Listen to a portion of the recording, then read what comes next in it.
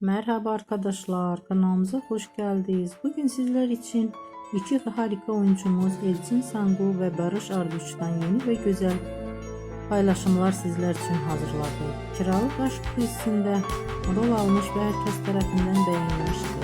Biz de sizler için onların güzel ve romantik karelerini hazırladık. Bu videoların devamlı gelmesini istiyorsanız kanalımıza abone olup yorum yapmayı unutmayın.